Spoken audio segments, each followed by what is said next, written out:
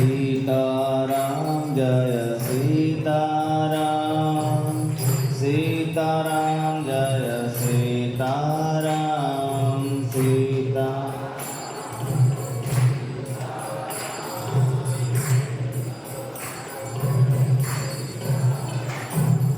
सीताराम जय सीताराम सीताराम जय सीताराम सीताराम सर्वांनी म्हणा मोठ्याने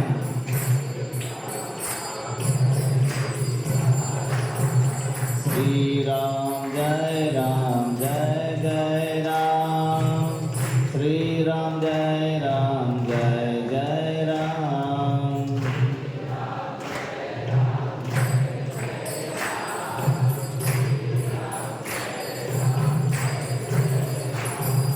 श्रीराम जय राम जय जय राम श्रीराम जय राम जय जय राम श्रीराम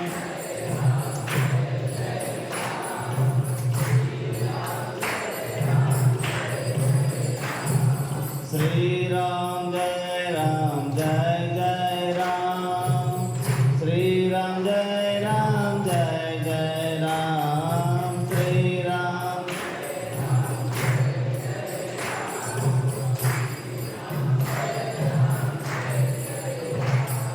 श्रीराम जय राम जय जय राम श्रीराम जय राम जय जय राम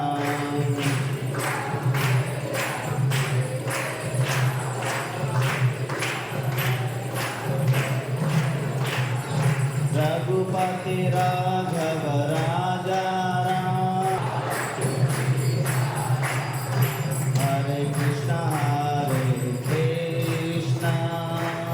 कृष्ण कृष्ण हरे हरे हरे राम राम राम हरे हरे हरे कृष्ण कृष्ण कृष्ण हरे हरे हरे राम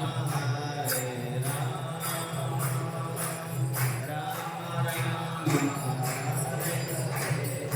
हरे कृष्णा हरे कृष्णा कृष्णा कृष्णा हरे हरे हरे राम राम राम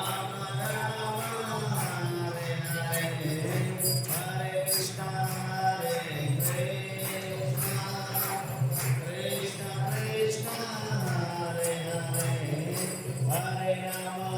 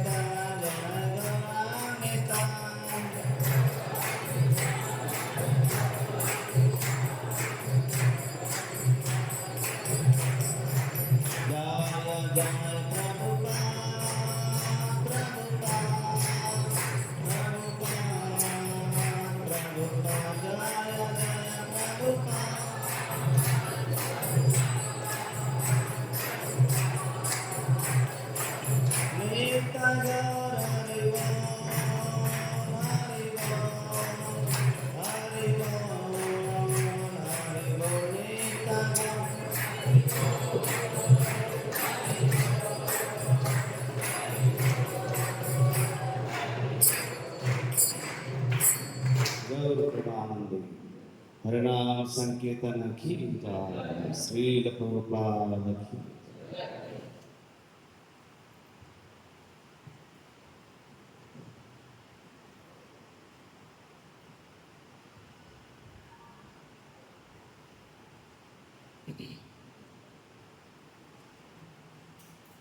ओम ज्ञानतिमिरान्धस्य ज्ञानाञ्जनशलाकया चक्षुरुन्मिलितं तस्मै श्रीगुरवे नमः। श्रीचैतन्यमनोभीष्टं स्थापितं येन भूतले स्वयं रूपः कदा मह्यं ददाति स्वपदान्तिकं वन्देऽहं श्रीगुरुं श्रीयुतापदकमलं श्रीगुरुं वैष्णवांश्च श्रीरूपं सागरजातं सहगणा रघुनाथान्वितं तं सजीवं साद्वैतं सावधूतं परिजनसहितं कृष्णचैतन्यदेवं श्रीराधा कृष्णपदां सहगणा ललिता श्रीविशाखान्वितंश्च नमो विष्णुपादाय कृष्णप्रेष्ठाय भूतले श्रीमते भक्तिवेदांत स्वामी निति नामिने नमस्ते सरस्वते देवे गौरवाणी प्रचारिणे निर्विशेष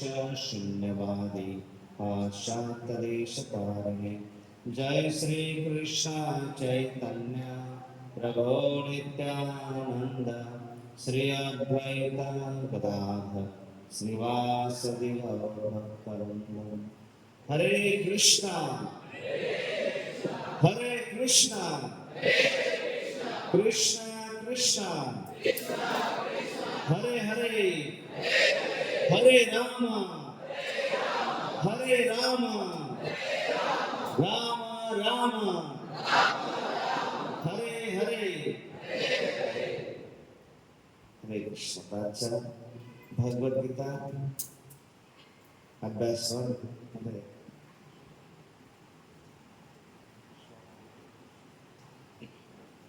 दुसऱ्या दिवसामध्ये आपल्या सर्वांचं स्वागत आहे।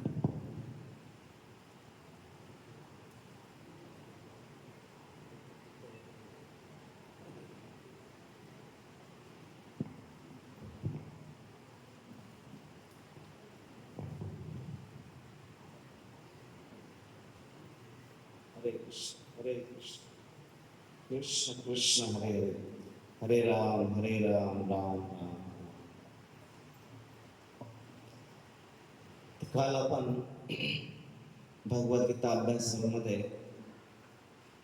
पहिला दिवस सुखाचा शोध यावर चर्चा केली होती आणि सुखाच्या शोधामध्ये आपण हे बघितलं होतं की जर सुख पाहिजे असेल तर अगोदर हे जाणलं पाहिजे की दुःख काय आहे। तर आपण काही दुःखांवर चर्चा केली होती की मूळ 4 दुःख आहेत। कुठले 4 दुःख काल आपण चर्चा केली होती? मूळ 4 दुःख आहेत। जन्म, मृत्यू, जरा म्हणजे आजारपण आणि व्याधी, म्हातारपण। तर अशा प्रकारे जन्म, मृत्यू, आजारपण आणि म्हातारपण हे 4 मूळ दुःख आहेत। याची कसोटी काय होते काल आपण चर्चा केली? पहिली कसोटी काय आहे? सर्वांना समान आहे। दुसरी कसोटी काय होते? कुणालाही नको आहे। आणि तिसरं काय होतं? कोणीही त्याच्यापासून वाचू शकत नाही, कोणी त्याला टाळू शकत नाही। Very nice. आणि त्याच्यात 3 ताप त्याची भर होते। 3 प्रकारचे दुःख आहेत किंवा ताप आहेत। ते कुठले? आधी दैविक, आधी भौतिक आणि आधी आत्मिक। तर आधी आत्मिक म्हणजे मन आणि शरीरामध्ये होणारे त्रास, शरीर आणि मन। आधी भौतिक म्हणजे इतर लोकांकडून, प्राणी असतील, माणूस इतरांकडून होणारे त्रास त्याला म्हणतात आधी भौतिक त्रास। आधी आत्मिक म्हणजे शरीर आणि मनामुळे, आधी भौतिक म्हणजे इतर लोकांकडून किंवा प्राण्यांकडून होणारे त्रास, आणि आधी दैविक म्हणजे नैसर्गिक आपत्ती। हे 3 प्रकारचे ताप आहे. तर आपण कुठल्या विषयाकडे सुखाचा शोध, आनंद पाहिजे. प्रत्येक व्यक्ती ह्या जगामध्ये आनंदाच्या शोधात आहे. परंतु हे दुःख दूर जर करता आले तर मग आनंद मिळेल ना. मग नक्की दुःख येतात कुठून, याचा स्रोत काय आहे? तर ह्याचा स्रोत जर आपण शोधला आणि त्या स्रोताकडे जर गेलो तर मग तिथे हे दुःख जे आहे कमी केलं जाऊ शकतात किंवा संपवले जाऊ शकतात. म्हणून ह्या सृष्टीचा स्रोत काय आहे? हे शरीर आहे, शरीराच्या मागे सृष्टी आहे, निसर्ग आहे. याच्यापासून जेव्हापासून सृष्टी सुरू झाली तेव्हापासून जन्म मृत्यू आली ना.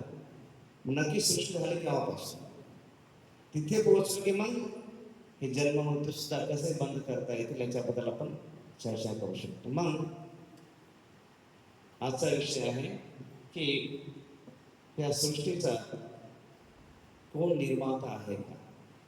म्हणून विषय आहे भगवंताचे अस्तित्व आहे का, किंवा शास्त्र नक्की काय आहे, शास्त्र भगवंताची वाणी आहे का. तर बऱ्याच वेळेस हा सर्वसामान्य मनामध्ये प्रश्न असतो की नक्की भगवान आहे का. जर आहे एवढा गोंधळ का. पहिला प्रश्न असतो एवढं वाईट घडत आहे. नक्की हे जर देव आहे असं कसं होऊ शकतं. अनेक वेळेस आणि जरी देव असेल, भगवान असेल, पण तो आला आणि या सगळ्यांना गोंधळ बघितल्याने ते निघून गेले, रिटायर झाले किंवा नाहीच आहे. कोणी म्हणतं मीच देव आहे, मीच भगवान आहे. अनेक अशा प्रकारचे वाद प्रश्न जे असतात आपण बघतो. तर याचं प्रमाण काय की भगवंत आहेत. आपल्याला तार्किक स्तरावर याच्याबद्दल तर्काच्या स्तरावर विचार करायचा आहे की नक्की भगवंत आहेत का. तर एक तर्क म्हटलं तर आपल्या प्रत्येक आवश्यकतेची पूर्ती निसर्गामध्ये होते. आपल्याला या निसर्गामध्ये तहान लागते, पाणी आहे. भूक लागते तर तिथे भोजनाची व्यवस्था, अन्नाची व्यवस्था, ज्या ज्या आपल्या गरजा आहेत त्या त्या निसर्गामध्ये वस्तू आहेत. मग तहान लागते, पाणी आहे, भूक लागते, अन्नाची व्यवस्था आहे, झोप लागते, झोपे, ज्या ज्या आपल्या गरजा आहेत, नैसर्गिक गरजा आहेत, त्याची पूर्ती या निसर्गाद्वारे केली जाते. तसं एक ह्या जीवाचा स्वभाव आहे की आपल्यापेक्षा श्रेष्ठ, आपल्यापेक्षा शक्तिशाली त्याच्याप्रती आदर करणे किंवा त्याच्याप्रती आकर्षित होणे, त्याची पूजा करणे हा एक आपला स्वभाव आहे. बघा ह्या जगामध्ये प्रत्येक जण, तुम्ही एखाद्या हॉस्टेलमध्ये गेला, आता इथे गोष्ट वेगळी असेल, पण बाहेर कुठं हॉस्टेलमध्ये गेला तर काय असतं, त्यांच्या रूममध्ये पोस्टर्स असले असतात, film stars, sports stars, politicians, कुठल्या ऑफिस कुठेही जा, आपल्यापेक्षा श्रेष्ठ त्याचा आदर करणे, त्याची पूजा करणे, त्याचा सन्मान करणे, त्याच्याप्रती आकर्षित होणे एक स्वभाव आहे. आपण नेहमी काय शोधत असतो, आपली दोस्ती आहे लहान कमी असते, आपल्यापेक्षा मोठा. आपण अशी दोष शोधतो, तो एखादा काबिल आहे, तो काहीतरी करू शकतो, तो काहीतरी श्रेष्ठ आहे. तर अशा याच्याकडे आकर्षित होण्याचा एक स्वभाव आहे, नॅचरल आहे. म्हणून त्यासाठी या सृष्टीमध्ये ती व्यवस्था आहे की आपल्यापेक्षा कोणीतरी श्रेष्ठ. म्हणून जसं सृष्टी जी आहे, सृष्टीकर्त्याचा शिक्षक आहे. जसं एखादा नियम जर असेल तर तो नियम बनवणारा कोणीतरी आहे. आपण जर कधी भिवंडीला गेलो किंवा कधी कल्याणला, ठाण्याला जर गेलो, तिथे ट्रॅफिक चालते आणि एक माणूस उभा राहतो आणि सगळ्या गाड्या अडवतो. का गाड्या उभा, आपण उभा राहिलो गाड्या उभ्या राहतील का? नाही. का? त्याचा RTO आहे, RTOचे नियम आहेत, तो RTO उभा राहिला 50 गाड्या उभ्या राहतात. तर नियम आहे, पण त्याच्यामध्ये नियम बनविणारा आहे. तसं ह्या सृष्टीमध्ये आपण बघतो की अनेक उपग्रह आहेत. हे जे उपग्रह आहे तर त्याला कंट्रोल करण्यासाठी मोठी प्रयोगशाळा आहे, लॅब आहे. कितीतरी असे उपग्रह जे आहेत अवकाशात जे आहेत आकाशामध्ये भ्रमण करतायत, पण कोणी म्हणून आपोआपच फिरतायत असं होऊ शकतं का? नाही, त्याला कंट्रोल करणारी लॅब आहे, एक प्रयोगशाळा आहे. तसं जर आपण सोडले अवकाशयान कंट्रोल करण्यासाठी जर प्रयोगशाळा लागते, तर मग एवढी मोठी पृथ्वी आहे, 6 × 10 × 21 मॅट्रिक टन एवढी वजनाची पृथ्वी, 1,06,000 प्रति तास किलोमीटरने फिरणारी पृथ्वी आपोआप फिरू शकते. किंवा जर एवढ्या गोष्टी तंतोतंत ह्या सृष्टीमध्ये चालतायत, तुम्हाला कोणीच कंट्रोलर नाही का? तुम्हाला कोणी नियंत्रक नाही का? किंवा एखादा पिक्चर असेल मोनालिसा, पण त्याला आपण एखादा पिक्चर बघितला आपण काय म्हणतो, त्याचा आर्टिस्ट कोण आहे, लगेच आर्टिस्टचं नाव खाल्लं असतं. एखादं सुंदर निसर्गरम्य चित्र आहे, पण तो लगेच आपण विचारतो कोणाचं पेंटिंग आहे, कलाकाराचं नाव तिथे असतं. एखादा निसर्गरम्य चित्र आहे, लगेच त्याच्या खाली, म्हणजे निसर्गरम्य चित्र आहे, निसर्गाने बघूनच काढलंय, पेंटिंग आहे, कुणीतरी त्याच्यामध्ये आर्टिस्ट आहे. तसं मी ह्या जगामध्ये इतके सुंदर फुलं दिसत आहेत, कधी मनामध्ये हा विचार येतो का की एकाच गार्डनमध्ये 10 रंगाची फुलं आहेत, एकच माती आहे, त्या एकाच मातीमध्ये 5x5च्या याच्यामध्ये 4 रंगाची फुलं कसं आहेत? माती तर एकाच रंगाची आहे, पण एकाच रंगाच्या मातीमध्ये 4 वेगळ्या रंगाची फुलं कशी येऊ शकतात? हा प्रश्न मनामध्ये कधी आपण विचार करतो. जर पेंटिंग आहे, जसं आता आपण इथे काही इन्स्ट्रुमेंट बनवतो, जसं इथे मागच्या 2 महिन्यापूर्वी आम्ही आमच्या ग्रामासाठी एक सूळ बनवला होता. खूप मेहनत केली होती. तर सूळ बनवतात आणि पंढरपूरला जेव्हा ड्रामा केला तर मला तिथे विचारलं कुणी मेकॅनिझम केला असं. मला आमच्याकडे गोवर्धन स्किल सेंटर आहे, तिथल्या टीचर्स विद्यार्थ्यांनी करून दिलं. म्हणजे वस्तू बघितली लगेच कुणी बनवलं, मेकॅनिझम कसं केलं की फक्त दोरी खेचलं की तो सूळ आपोआप खाली पडला.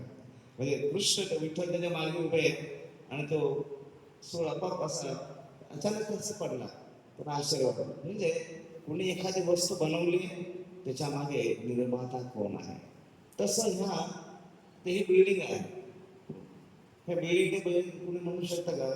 नाही, एक दिवस आम्ही इथे आलो, गोवर्धन कॉलेजमध्ये होतो आणि आम्हाला कुठं जाता तर बघितलं जातो की बिल्डिंग उभी होती, कुणी म्हणत माझं नाही.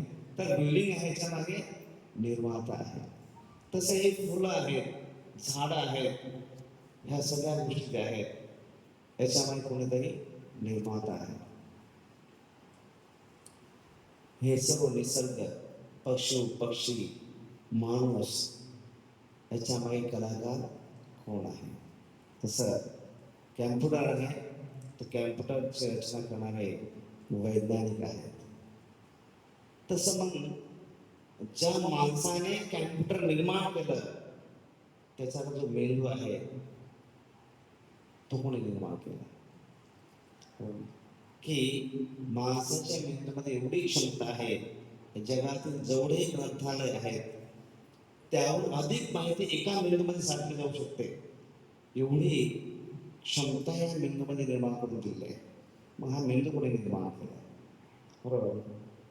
किंवा ह्या मेंदूची, आता आपण एखादा इलेक्ट्रॉनिक्स इन्स्ट्रुमेंट जेव्हा बनवतो एवढ्या भारी जटिल असतं, त्याच्यामध्ये फक्त तो बनवतो त्यालाच करतात ते. परंतु मनुष्याच्या मेंदूमध्ये अब्जावधी मज्जातंतू पेशी असतात. प्रत्येक पेशी ही जगातील अनेक जटिल व शक्तिशाली कॅम्प्युटरपेक्षाही अधिक जटिल असते. छोट्याशा काही ग्रामच्या मेंदूमध्ये एवढी जटिल रचना आहे की पूर्ण जगाचं ज्ञान तुझ्या काही साधू शकतो. आपल्या आपल्याला येतं काही चिप्स आहेत. पूर्वी कॅम्प्युटर एवढा मोठा होता, एक रूम एवढा एक कॅम्प्युटर असायचा. नंतर मग तो डेस्कटॉपवर आला, नंतर लॅपटॉपमध्ये आला, तर मग मोबाईलमध्ये आला. पण आपण काय सायंटिस्ट किती मोठा प्रयोग करतात, चांगली गोष्ट आहे. पण हा विचार करत नाही की मी सर्व करण्यासाठी लागणारा मेंदू जो आहे तो पण कोणीतरी निर्माण केला आहे. म्हणून ह्या जटिल व शक्तिशाली कॅम्प्युटरचा निर्माता कोण आहे, हा प्रश्न. म्हणून हे प्रश्न जर विचारले नाही विचारले तर सर्वसामान्य आहे.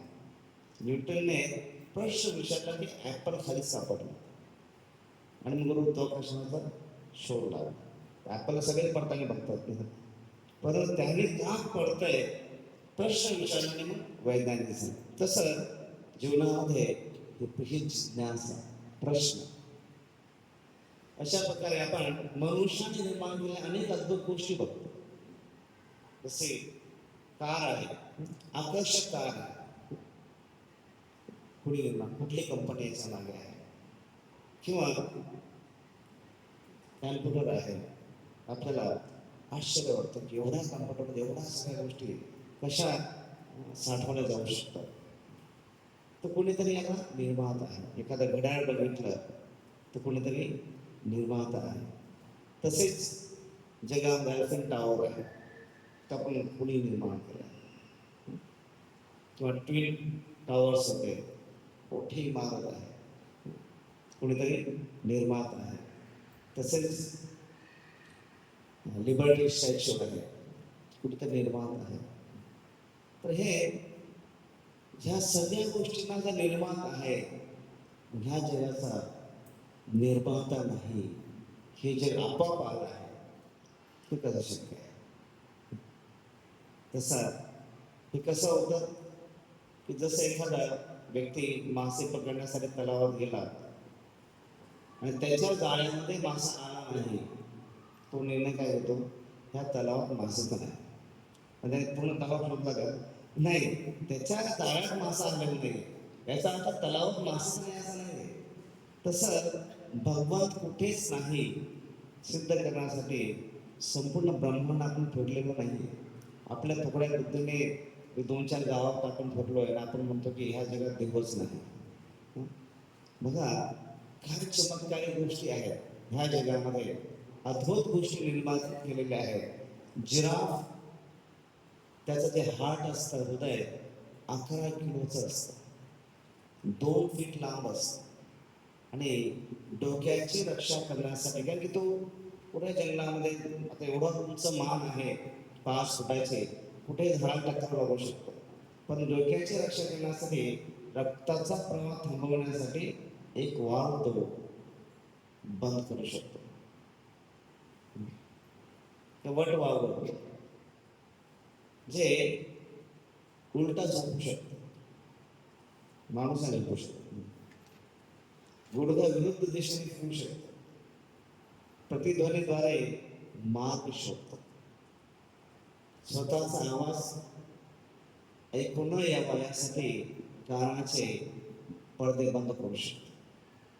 प्रत्येक वटवाघ स्वतःचा प्रतिध्वनी आवाज ओळखतो आणि काही पाण्यातील मासे सुद्धा पकडू शकतात. म्हणजे एक छोटासा पक्षी आहे, पण त्याच्यामध्ये एवढे गुणधर्म आहेत ते कुणी आपापच आले का नाही. जसं हा टायगर मॉथ जो किडा असतो,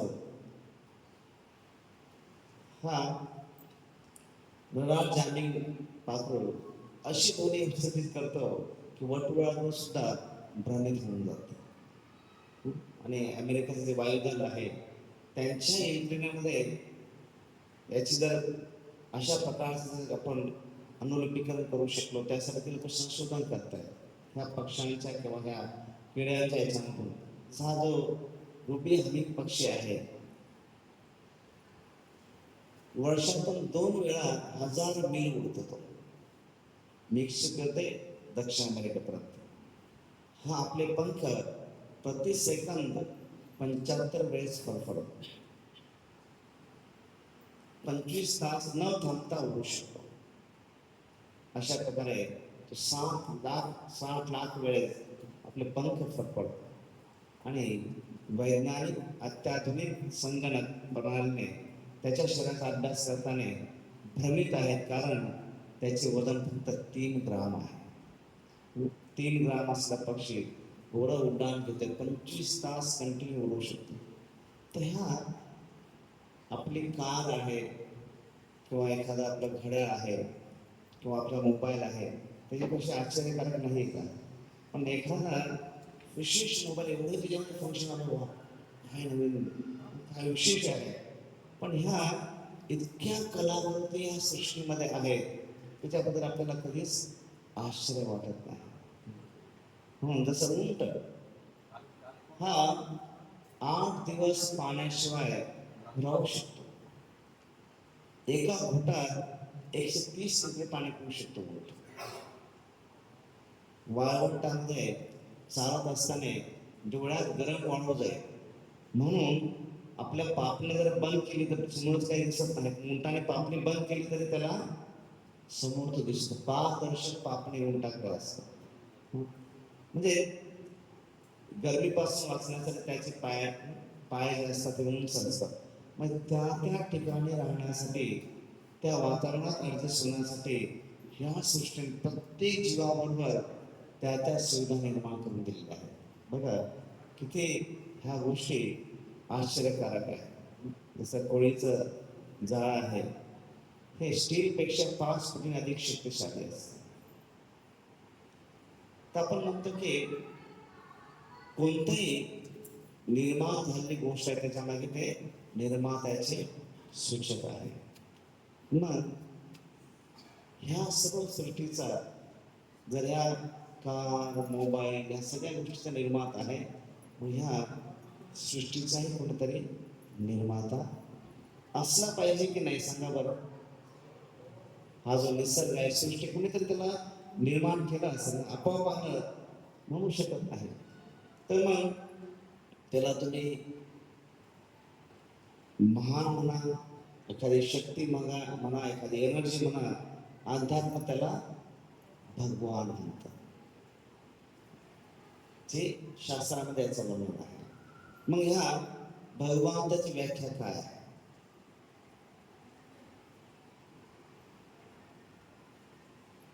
तसं एकदा एक वडील जे आहे, तर कधी अज्ञानामध्ये व्यक्ती काय करून बसतो. एकदा एक वडील ते आध्यात्मिक आहेत, धार्मिक आहेत आणि रोज देवीची पूजा करतात. 15-20 वर्षाचा मुलगा आहे, त्याला तू पण बसा माझ्याबरोबर आणि मी मानतो नंतर तू पण म्हण. आणि मग हे म्हणाला हे मा, मुलगा पण हे मा. पण वडिलांच्या मनामध्ये हेमा म्हणजे हे दुर्गा देवी आणि मुलाच्या मध्ये हेमा म्हणजे हेमा मालिनी. का? फक्त आपण हे करा म्हणून सांगत चालत नाही. अध्यात्माबद्दल ज्ञान देणं की नक्की भगवान काय आहे, देवता काय आहे, ज्ञान जर असेल म्हणून तो चिंतन करू शकतो. म्हणून तर असता काय होता, जेव्हा आपण उत्सव साजरे करतो, गणेशोत्सव साजरे करतो, नवरात्री साजरे करतो, गणपती साजरे करतो. मी आता 7 तारखेला जेव्हा गणपती येतात आणि एका दिवसामध्ये कमीत कमी 50 ते 60 घरांमध्ये विजिट करतो. प्रत्येक घरामध्ये अर्धा तास संकीर्तन असतं, प्रवचन असतं आणि इतका आनंद येतो सर्वांना कीर्तनामध्ये, प्रवचनामध्ये. तर त्यावेळेस बऱ्याच जणांना विचारलं की तुम्ही गणपती आल्यावर काय करता, म्हणजे आमच्याकडे रात्री जागरण असतं, रात्रभर जागतो. बरोबर आहे, जागरण करतात ना. काय करतात जागरण? गणपती आल्यावर जागरण करतो. काय करतो आपण सांगा बरं. तुम्ही पण जागरण करता ना बरेच जण. काय करतात? काय काय करतात? प्रामाणिकपणे सांगा. पत्ते खेळतात. तर मला सांगा, गणेशजी आणि पत्ते काही संबंध आहे का? गणेशजींचा आणि गणेशजी ही बुद्धीची देवता आहे. आजही तुम्ही जर बद्रीनाथला गेला तर बद्रीनाथ येथे माना गाव आहे, जे भारताचं सर्वात शेवटचं गाव उत्तरेला. तेथे व्यास गुफा आहे, त्याच्या खाली गणेश गुफा आहे. व्यासांनी सगळे 4 वेद पुराण सर्व सांगितले आणि गणेशजीने लिहिले. त्याचे महाभारत आहे, भागवत आहे, गरुड पुराण आहे, शिवपुराण आहे, गणेश पुराण, हे सर्व व्यासाने सांगितले, गणेशजीने लिहिले. तो गणेशजींना प्रार्थना करणं की बुद्धी द्या, जेणेकरून जीवनाचं लक्ष काय ते समजू शकेल.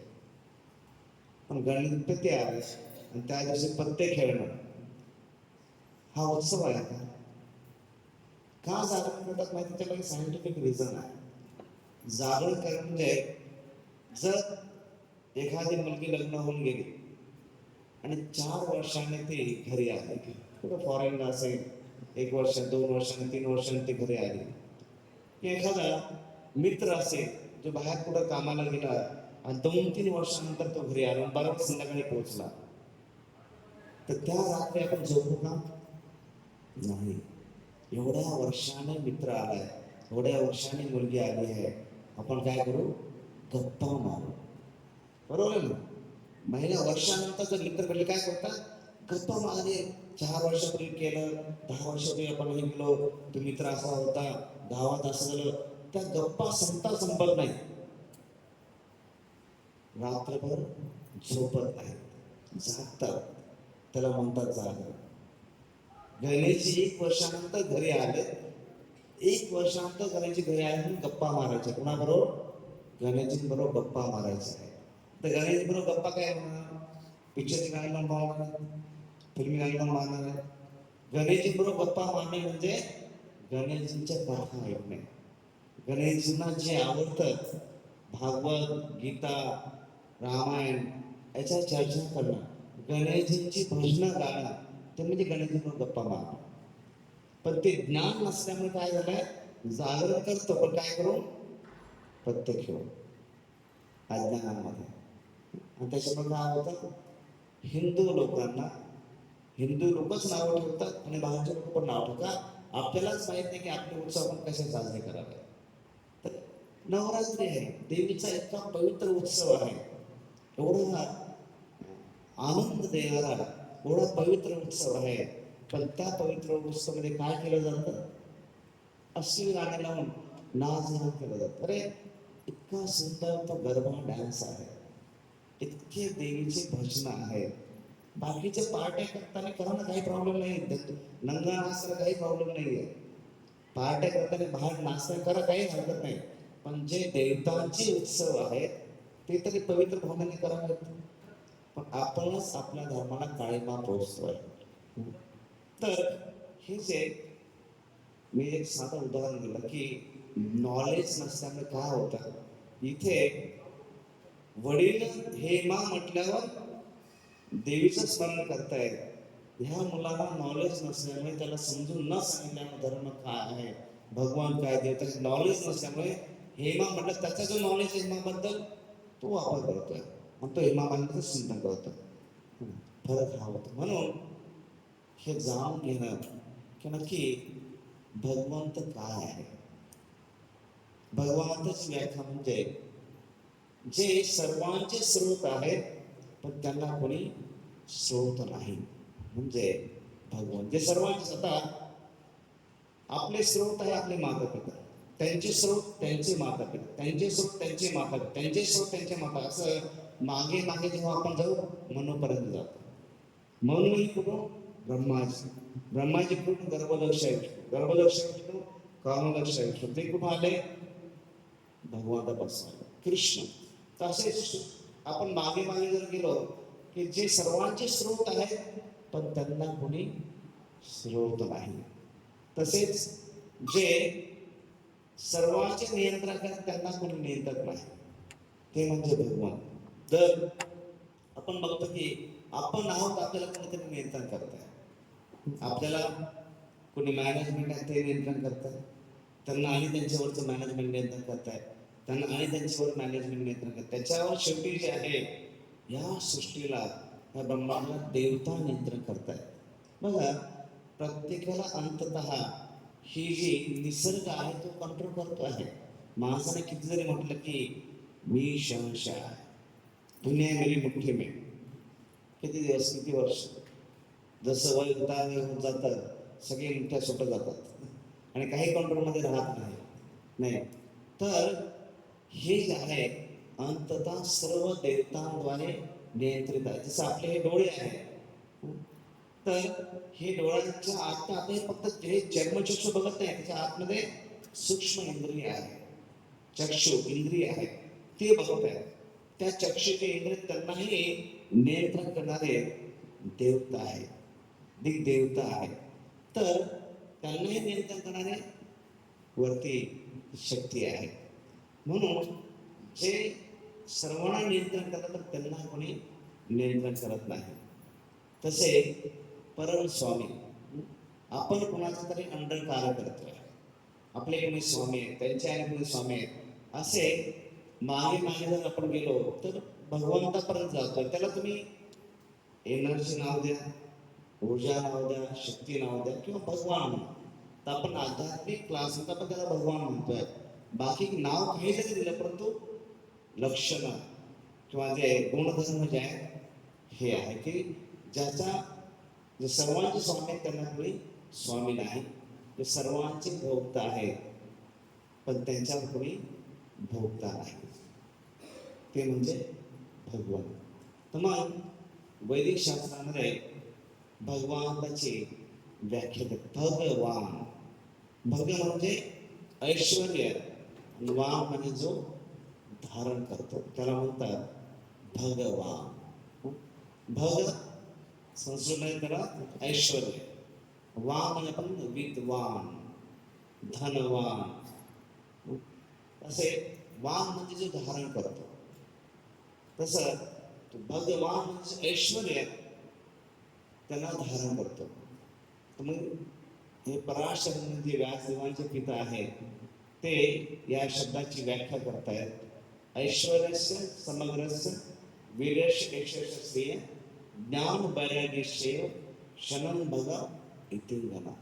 भगवान शब्दाची व्याख्या करतायत की हे सहा ऐश्वर्य, षड ऐश्वर्य, ऐश्वर्याचे समग्रस्य, ते सहा ऐश्वर्य कुठले आहेत? ह्या जगामध्ये जरी हे ऐश्वर्य असले थोड्या रूपात आहे पण भगवंत म्हणतात त्यांच्याकडे पूर्ण रूपामध्ये ऐश्वर्य आहे. तर कुठली सहा ऐश्वर्य आहे? एक तर ऐश्वर्य समग्रस धन, विवेश म्हणजे शक्ती, प्रसिद्धी, त्यानंतर सौंदर्य, ज्ञान आणि वैराग्य. कुठले सहा ऐश्वर्याने सांगितले जातात? ऐश्वर्य समग्रस म्हणजे ऐशधन, विवेश शक्ती, यशस्वी म्हणजे प्रसिद्धी, सूर्य म्हणजे सौंदर्य, ज्ञान आणि वैराग्य. हे सहा ऐश्वर्य ज्याच्याकडे पूर्ण रूपामध्ये आहे त्याला म्हणतात भगवान. ह्या जगामध्ये सुद्धा थोड्या प्रमाणात कोणाकडे आहे लोक त्याच्याकडे आकर्षित होतात. बघा ह्या जगात ह्या सहा गोष्टी लोक आकर्षित होतात. कोणाकडे? एखादा खूप श्रीमंत आहे, लोक आकर्षित होतात. कोणी शक्तिशाली ॲथलीट आहे, स्पोर्ट्समॅन आहे, लोक आकर्षित होतात. कोणी प्रसिद्ध आहे, पॉलिटिशियन आहे, आकर्षित होत आहेत. कोणी सुंदर आहे, फिल्म स्टार्स, लोक आकर्षित होत आहेत. कोणी ज्ञानवान आहे तर त्याच्याकडे लोक आकर्षित होत आहेत. आणि वैराग्य काही नाही, फक्त वैराग्य लोक आकर्षित, हजारो संख्येने लोक त्यांच्या मागे जात आहेत. सहा ऐश्वर्य जे आहेत ज्याच्याकडे इथे जगामध्ये आहेत थोड्या रूपामध्ये आहे पण भगवान तर इथे जगातला कोणी भारतात सर्वात श्रीमंत व्यक्ती कोण आहे सध्या? अंबानी. पण ते सांगू शकतो की जगातली सारी संपत्ती माझी आहे? नाही. ह्या भारताला सर्वात जास्त संपत्ती माझ्याकडे आहे पण सारी जगातली संपत्ती माझी सांगू शकत नाही. किंवा शक्तिशाली कोणी 3.5 किलो वजन उचलतो, बॉक्सर आहे, ॲथलीट आहे, शक्तिशाली आहे, प्रसिद्ध आहे, एखादा जग प्रसिद्ध आहे, लोक आकर्षित होतात. सौंदर्य ह्या जगात सौंदर्यवान आहे, पण हे सौंदर्य किती वर्ष आहे? जसं एकदा एका टीचरने विचारलं की मुलांनो हा काळ सांगा, मी सुंदर आहे. मुलगा म्हणतो टीचर भूतकाळ आहे. मी सुंदर आहे, भूतकाळ होता, भूतकाळ सुंदर होते पण आता नाही. एखादा प्रसिद्ध आहे, ती प्रसिद्ध काय आता इथे एखादा ऑस्ट्रेलियाचा पंतप्रधान आहे, भारतामध्ये कोणाला माहित असेलच काही कारण नाही. ती या ठिकाणी तर प्रसिद्ध असेल पण सगळीच प्रसिद्ध असं जरूर नाहीये. जरा सुंदर, आता आफ्रिकन सुंदरी जर इथं आली भारतामध्ये, किती लोकांना सुंदर दिसत, म्हणून कुठल्या जन्म पण आला माहित नाही. तर ते आफ्रिकन सुंदर तिथे सुंदर आहे, पण भारताचे सुंदर दिसेल काही गॅरंटी नाहीये. तसं ज्ञान ह्या जगामध्ये जे कोणी ज्ञान देत आहे, मोठमोठे व्याख्यानं देत आहेत, पण ते ज्ञान जे आहे त्यांनी निर्माण केलंय का? कुठून तरी 4 पुस्तक वाचले ना, आज मी कालपासून ते 2-2 तास बोलतोय, मी निर्माण केलं काही नाही. मी भगवद्गीता घेतली, मी काही लेक्चर्स घेतले, ते ऐकले, त्याच्यातून पीपीटी तयार केली, तुम्हाला सांगतो मी काही निर्माण केलं, हे घेतलेलं आहे. प्रवचन म्हणजे काय असतं? अगोदर जे बोललं आहे वचन ते परत त्यानंतर प्रवचन. प्रवचन जे अगोदर बोललेलं आहे ते परत सांग, रिपीट करणं. व्यासपीठावर पुढे सांगता येत नाही की हे नॉलेज माझं आहे, नाही. हे सर्व जे आहे नॉलेज म्हणजे वेद, वेदामध्ये अगोदरच आपण कितीतरी प्रयोग लावतो, शोध लावले, पण हे सर्वांचं मूळ जे आहे वेदांमध्ये आहे. म्हणून पण ज्ञान जे आहे जगामध्ये लोकांना आकर्षित करतो. भगवंत ज्ञान काय? जसं वैराग्य, एखादा व्यक्ती ह्या जगामध्ये एखाद्या गोष्टीबद्दल काय निर्माण होत आलं तर वैराग्य आहे. पण कुणी एखादा संन्यासी जरी असेल, तो म्हटला की मी खूप मोठा वैराग्य आहे, ह्या जगाला सर्व काही सोडून दिलं आहे. पहिलं हे सांग, सोडण्यासाठी आणलं काय होतं? कितीतरी मोठा वैरागी असला, तो जर म्हटला की मी सर्वात मोठा त्याग केलाय, जन्म घेताना काय घेऊन आला होता का? घर आणलं होतं का? पैसा आणला होता का? काही आणलं नव्हतं ना, मग सोडण्याचा अहंकार कशाला असला पाहिजे? पण तरीही वैराग्य, पण ते काय काही मर्यादापर्यंत आहे. परंतु भगवंताचं जे ऐश्वर आहे पूर्ण रूपामध्ये आहे. जेव्हा भगवंत द्वारकेमध्ये होते, द्वारकेमध्ये भगवंताचं ऐश्वर बघा, किती राण्या होत्या? 16,108 राण्या होत्या. बरं आहे, सांगितलं चांगलं झालं. भगवंतांनी 16,000 बायका केल्या, आपल्या 2-4 असायला काय हरकत आहे? नाही. परंतु ह्या जगामध्ये एक पती एका पत्नीला संतुष्ट करू शकत नाही, आणि एक पत्नी जी आहे एका पतीला कधी पूर्ण संतुष्ट करू शकत नाही. नाही तर खटके उडायलाच नसतं, जगात एवढे घटस्फोट झालेच नसते जर ते एकमेकांवर एवढे संतुष्ट राहिले असते तर. त्याच्यामुळे 2-4 सांभाळतो, लफडे करतो, ह्या सगळ्या चुकीच्या कल्पना आहेत. जर खरं ग्रहस्थाचं आश्रम जर करायचं असेल तर भगवान श्रीकृष्णाचं ग्रहस्थ आश्रम आहे की ज्यामध्ये 16,108 राण्या आहेत. 16,108 राण्यांना प्रत्येकीसाठी सेपरेट महल आहे. हिरे, माणिक, बाजू याचे खांब असलेले संगमरमरचे असे सुंदर तिथे ऐश्वर्य, प्रत्येक महालासमोर गार्डन आहे, सेवक सेविका आहे, सगळ्या ज्या कल्पना करतो सुविधांची, सगळ्या सुविधा प्रत्येक राणीच्या महालमध्ये आहेत. आणि याच्याला कोणी जास्त ग्रस्त नाहीये, परंतु लग्न झाल्यानंतर प्रत्येक पत्नीचं हीच एक समस्या असते की माझा नवरा मला जास्त वेळच देत नाही, आणि जास्त घरी राहिला तर प्रॉब्लेम होतो, घरातून बाहेरच जात नाही. प्रत्येक पत्नीला हवा असतं की मला तुमचा वेळ पाहिजे. मुलांना, प्रत्येक मुलांना पाहिजे असते माझ्या आईवडिलांनी मला वेळ द्यावा. जसं काही वर्षापूर्वी आपले एक प्रचारक, मुंबईला एक कॉलेज आहे, असे प्रचारासाठी गेले असताना त्या गेटवर काही मुली जेव्हा सिगरेट पित होत्या आणि एकदम नॉर्मल याच्यामध्ये गप्पा मारता टिंगल चालले, तर लेक्चर झाल्यानंतर पण प्रिन्सिपलची जेव्हा चर्चा चालली होती तर प्रिन्सिपलला त्यांनी सांगितलं की कॉलेजमध्ये तुमच्याकडे असं काही थोडं कंट्रोल नाही का? आणि काय म्हणजे खुशाल गेटवर सिगरेट पीत बसला त्यांनी, धूर सोडताय. तर म्हटलं कोण आहे? म्हणून त्याला बोलवून घेतलं मुलींना आणि सांगितलं की आम्ही तुमच्या पॅरेंट्सना बोलू, असं का करताय तुम्ही? तर ते बोलले की प्लीज त्यांना बोलवा. कोण? तर मुलीच म्हणत आहे की प्लीज तुम्ही बोलवा त्यांना, पालकांना. पण असं का बोलतात? म्हणे आमचे आई वडील आम्हाला सगळ्या सुविधा देतात, यायला पैसे देतात, गाड्या देतात, सगळ्या सुविधा सगळ्या सगळ्या देत आहेत, पण आमच्या आई वडिलांना आमच्यासाठी वेळ नाही आहे, आणि त्याच्यामुळे आम्ही दुःखी आहोत. याच्यासाठी करतो की आई वडिलांना बोलवा तुम्ही, आमच्या समोर त्यांना सांगावं की मुलांना थोडा वेळ द्या.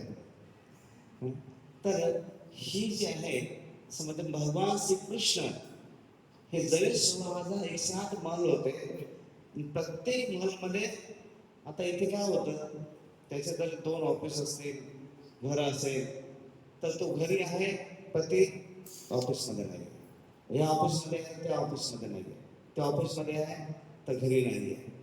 पण भगवान श्रीकृष्ण 16,108 महलमध्ये एकदाच उपस्थित असायचं.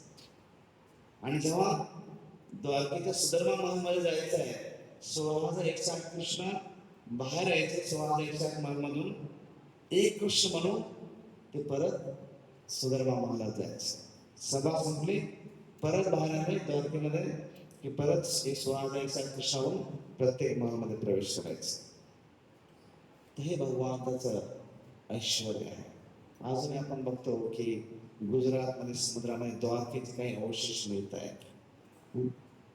एवढंच काय, ते टोळी कसं काय शक्य आहे, एवढं वैभव असू शकतं का? ते सुद्धा 1,000 वर्षापूर्वी साऊथ इंडियामध्ये कृष्ण देवराय म्हणून एक राजा होऊन गेले, ज्यांनी आजही तिरुपतीमध्ये जो जन्माष्टमीच्या दिवशी तिरुपती बालाजीचा जो ड्रेस होता, पूर्ण सोन्याचा हिऱ्यांचा बनलेला तो ड्रेस आहे. आजही जन्माष्टमी घालतात. तो कृष्ण देवराय यांनी 1,000 वर्षापूर्वी केला होता, 800 वर्षापूर्वी. आणि त्यांच्या काळामध्ये सोन्याची बाजारपेठ होती. कशी? किलोने. जसं आपण भाजीपाला विकतो ना किलोने, तर सोनं किलोने विकलं जायचं. 800-1,000 वर्षापूर्वीची गोष्ट.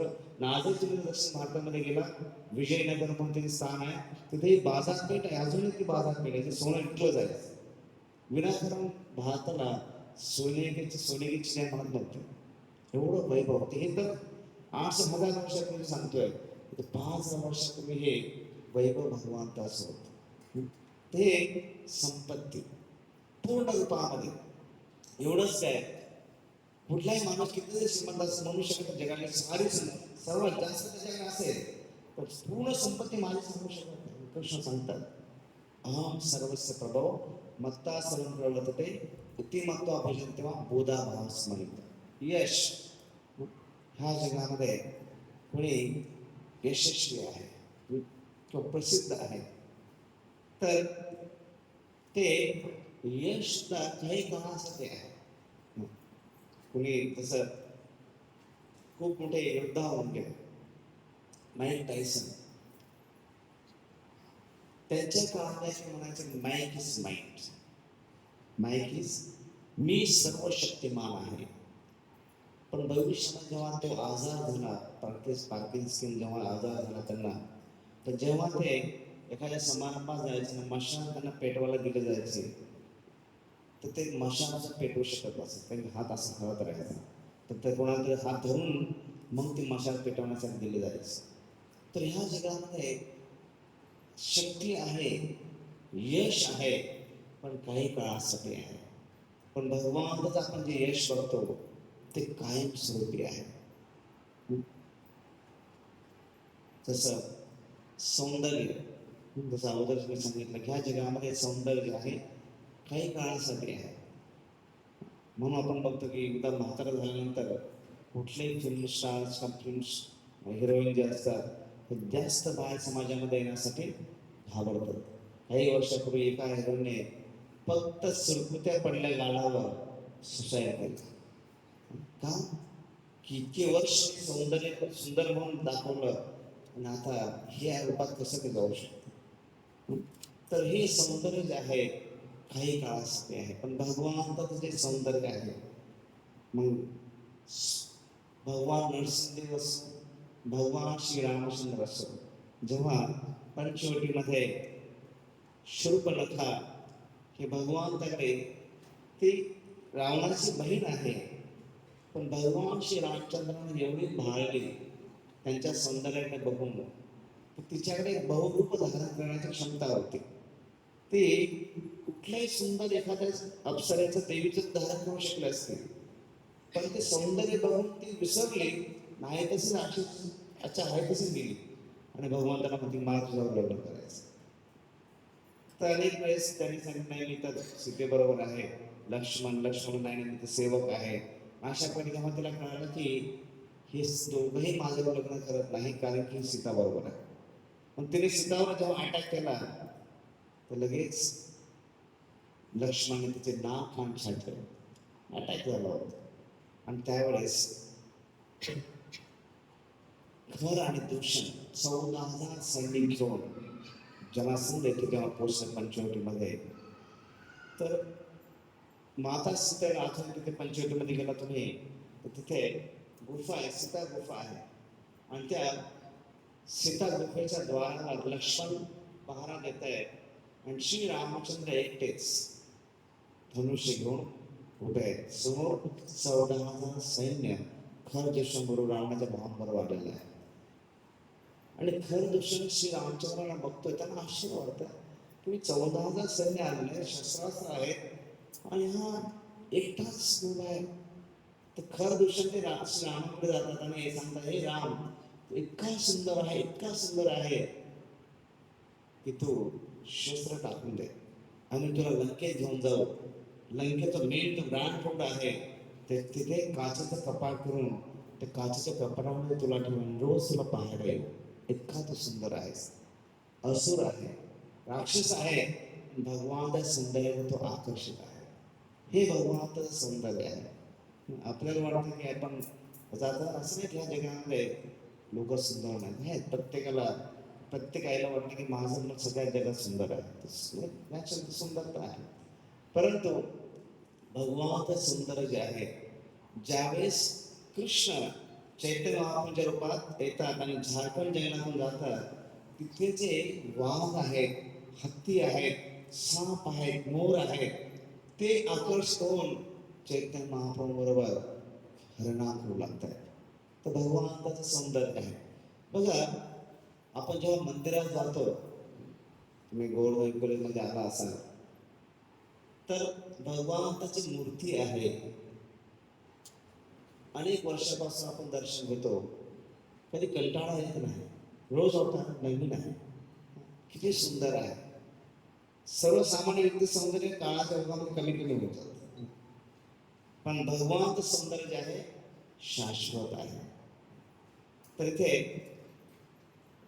स्वतः भगवंत आपल्या सौंदर्याबद्दल आश्चर्यचकित होतात. आणि शक्ती, भगवंताची शक्ती आहे.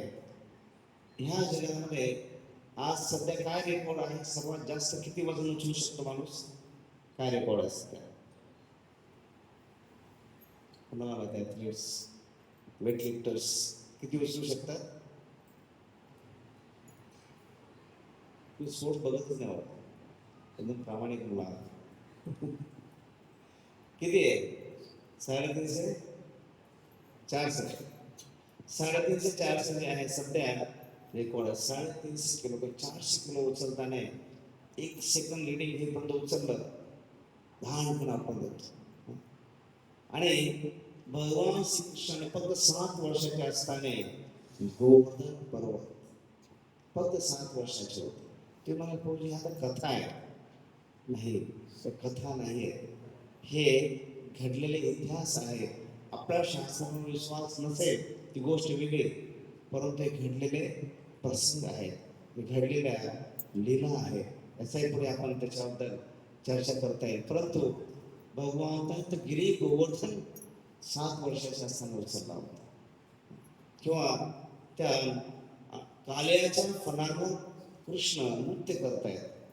किती जण सापाबरोबर खेळू शकतात, बसू शकतात, पण इथे त्या सापावर त्या फणावर नृत्य करतायत.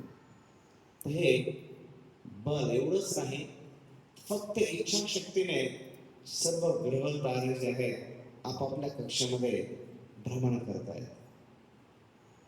आणि त्याचबरोबर नॉलेज, हे जे ऐश्वर आहे, जसं त्याबरोबर सांगितलं की ह्या जगामध्ये कुणी जरी किती मोठा व्याख्यान देणार असला, कुठल्या तरी ते ज्ञान घेतलेलं आहे. पण भगवान श्रीकृष्ण जेव्हा आले आणि कुरुक्षेत्राची युद्धभूमी आहे, इकडे पांडवांची 7 अक्षौहिणी सेना आहे, तिकडे कौरवांची 11 अक्षौहिणी सेना आहे. दोघांमध्ये आता युद्ध सुरू होणार. अर्जुनाच्या मनामध्ये अगोदर अनेक कष्ट पांडवांनी झेलले होते, कारण त्यांना 12 वर्ष वनवास, 1 वर्ष अज्ञातवासात राहावं लागलं होतं.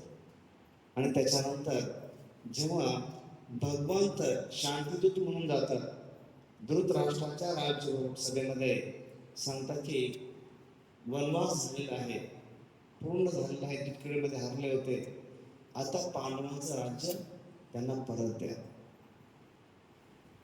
परंतु दुर्योधन तयार होत नाही. तो सांगतो अर्ध राज्य सोडा.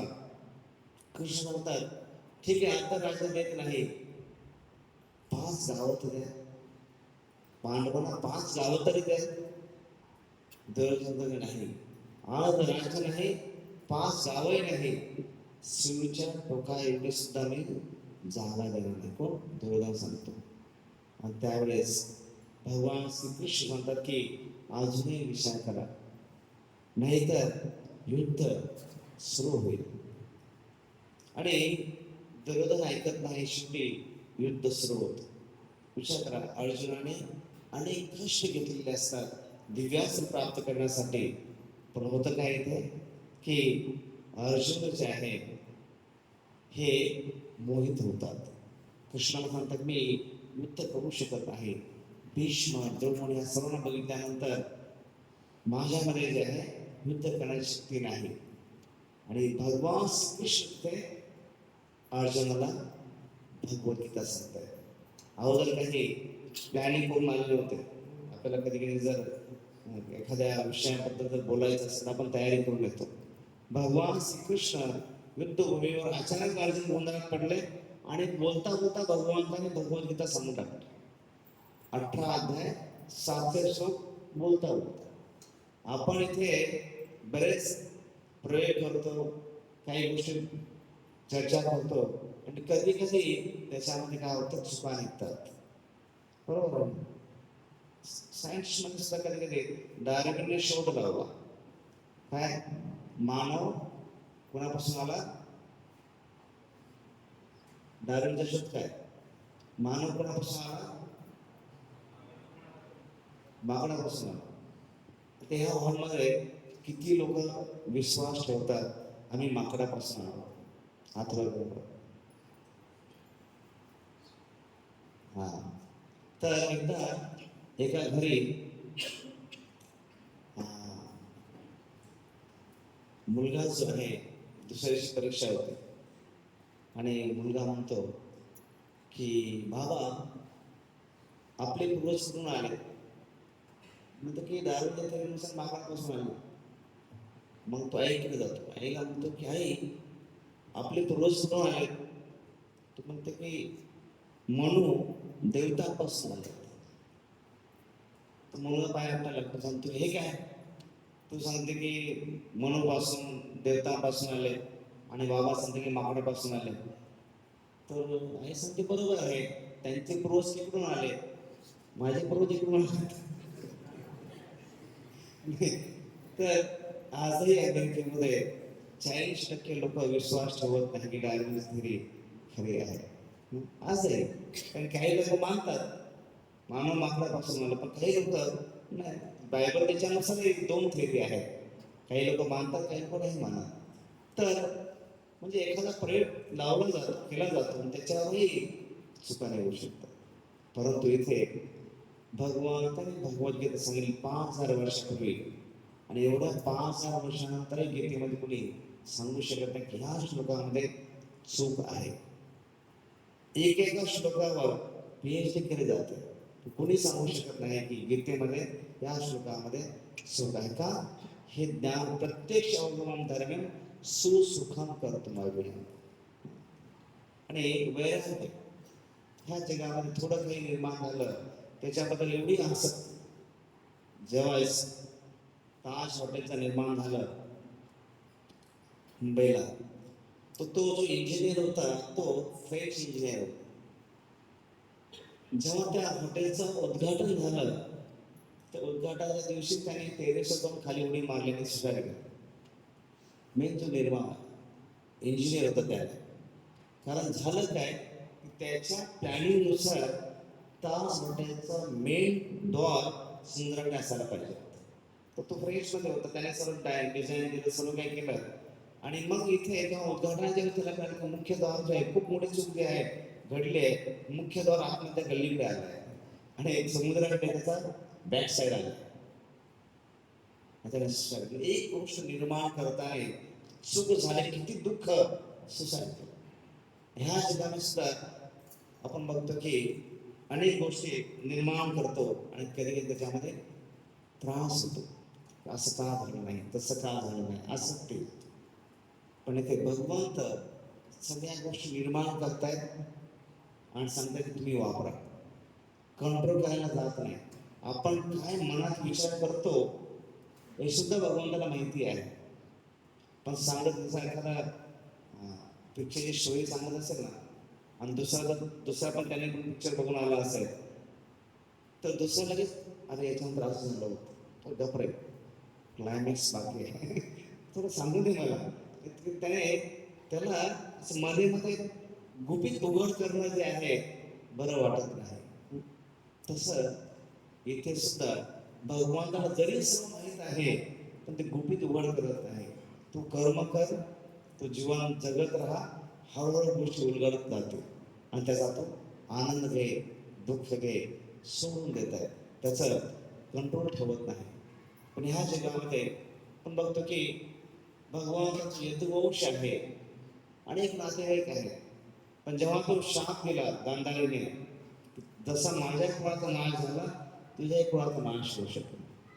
आता भगवंताला कुठला शाप लागत नाही, तरी पण भगवान त्याने तो घेतला आणि आपला जो यदुवंश होता ते एकमेकांशी युद्ध करत संपले, एकमेकांचा विरोध केला. तर कुठल्याही गोष्टीबद्दल भगवंत सर्व निर्माण केलं आणि तुम्ही एन्जॉय करा म्हणून सोडून देतात. तर मग भगवंताला बघण्याची ही दृष्टी ही कशी प्राप्त होऊ शकते. तर जसं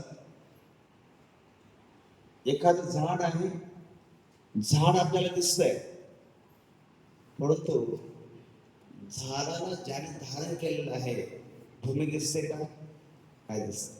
लांबून जेव्हा फक्त झाडच आपल्याला दिसत, पण भूमी त्याचा आधार आहे. किंवा पंखा फिरतोय, आपल्याला फक्त पंखा फिरताना दिसतोय, पण कशामुळे फिरतोय दिसत का, इलेक्ट्रिसिटी आहे, दिसत नाही.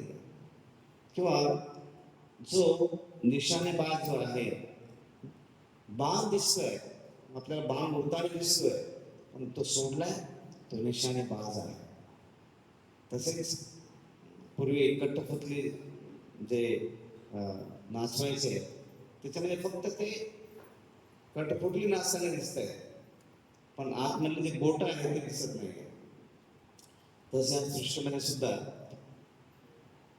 दृश्य गोष्टी दिसत आहेत, पण त्याला चालवणारा व्यक्ती बऱ्याच वेळा दिसत नाहीये. दृश्य वस्तूंवर अदृश्य वस्तूंना सिद्ध करता येतं. जसं ही माळ आहे. आता ह्या माळेने आपल्याला काय दिसतंय? काय दिसतंय? मणी दिसतंय. हे मणी दिसतंय, परंतु मणी एकमेकांशी का जोडलेले आहेत? कशामुळे? काय जात काय आहे? धागा आहे. धाग्यामुळे हे मन एकमेकांना जोडलेलं आहे. धागा दिसत नाही. तसं भगवद्गीतेमध्ये भगवान सांगतात की मत परतरम नानी किंचित अस्ति धनंजय मयि सर्वमिदं प्रोतं सूत्रे मणिगणा. जसे मणी धाग्यामध्ये ओले जातात त्या प्रकारे आणि मनाला धारण केलं जातं, एकमेकांना जोडलं ठेवलं जातं. तसं या सृष्टीमध्ये सुद्धा माझी जी शक्ती आहे, भगवान त्या शक्तीद्वारे या सर्व जगातल्या गोष्टींना जोडलं जात आहे. आता हा जो देह आहे, आपलं जे शरीर आहे, कशाचं बनलेलं आहे? भूमी, आग, तेज, नल, वायू. याच्यामध्ये काय आहे? पंचमहाभूत आहेत ना. भूमी आहे, अग्नी आहे. माझ्या शरीरामध्ये अग्नी कसं असू शकतो? अग्नी आणि मंद खाल्लेलं पचतं, तो जठराग्नी आहे. भूमी आहे, शरीर भूमी आहे, त्याच्यामध्ये पाणी आहे, वायू आहे, ढेकर येतोय, वायू आहे. ते सर्व पंचमहाभूत या शरीरामध्ये आहेत. पण का पंचमहाभूत एका ठिकाणी टिकून आहेत? आणि जेव्हा देहांत होतो तेव्हा पंचमहाभूत सगळे एकत्र होऊ लागतात. आता जिवंत तर पण एकत्र आहे, पण जेव्हा देहांत होतो सर्व ते विघटन व्हायला लागतं ना. भूमीमध्ये जाते, अग्नीमध्ये जातो, पाणी पाण्यामध्ये निघून जातं. का? हे पंचमहाभूतात टिकून ठेवणारे कोण आहे? ती भगवान शक्ती, चित्तन, जीव, आत्मा आहे. त्याच्यामुळे हे शरीर एकत्र आहे. तसं ही सृष्टी सुद्धा एकत्र आहे, कारण की भगवंताची शक्ती आहे, भगवान आहे. त्याच्यामुळे सगळे ब्रह्मांड जे आहे एकमेकांना धरून आहे. आणि हे जे ज्ञान आहे कुठून प्राप्त होतं? भगवंताबद्दल हे जे शास्त्र आहे.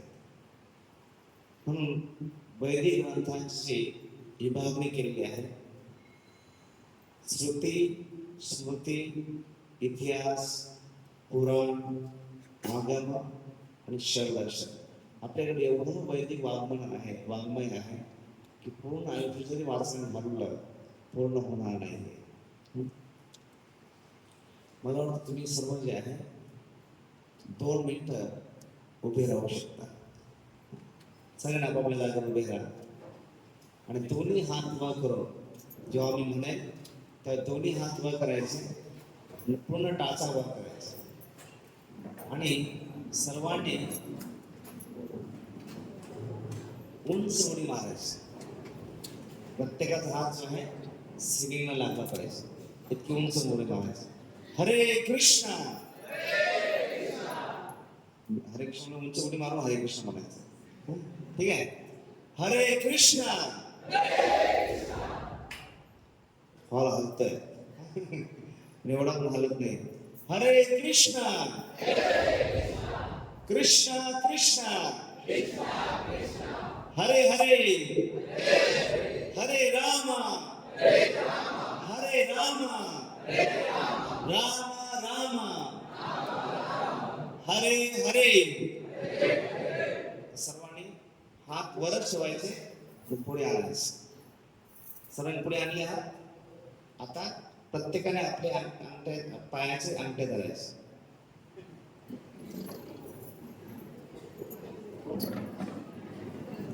बाकीच्यांना बॅक पण यावं आणि परत वर यायचं, हात वर करायचे आणि हात असेच मागे जाऊन जायचे. मागे न पडता किती वागतं बघूया. न पडता मागे पडला नाही पाहिजे दुसऱ्या आपल्याला. परत हात सरळ वर करायचे, परत पायाचे अंगठे धरायचे, परत हात वर करायचे, परत मागे जायचं आणि जोरात हरे कृष्ण, हरे कृष्ण, कृष्णा कृष्णा हरे हरे हरे राम राम राम हरे हरे. धन्यवाद. सर्वांनी उडी मारून बसायचं. शाबास. खुर्ची तोडू नका. तर हे जे आपले वैदिक वाङ्मय आहे ते श्रुती स्मृती इतिहास पुराण आगम शरदर्शन या 6 विभागामध्ये विभागलेलं आहे. श्रुती म्हणजे त्या श्रुतीमध्येही वेगवेगळे विभाग आहेत. ऋग्वेदच्या 21 शाखा आहेत. हे जरी पाठ नाही झालं तरी जे माहिती झाली की आपल्या वैदिक वाङ्मय काय आहे हे माहिती असणं आवश्यक आहे. यजुर्वेदच्या 100 शाखा आहेत. श्रुती म्हणजे जे ऐकलं जातं त्याला म्हणतो श्रुती. हे 4 वेद आहेत आणि त्या वेदांच्या शाखा आहेत. ऋग्वेदच्या 21 शाखा, यजुर्वेदाच्या 100 शाखा, सामवेदाच्या 1000 शाखा आणि अथर्ववेदाच्या 9 शाखा. तसेच याच्यामध्ये संहिता, ब्राह्मण, अरण्य आणि उपनिषद म्हटलं जातं. आता पुढे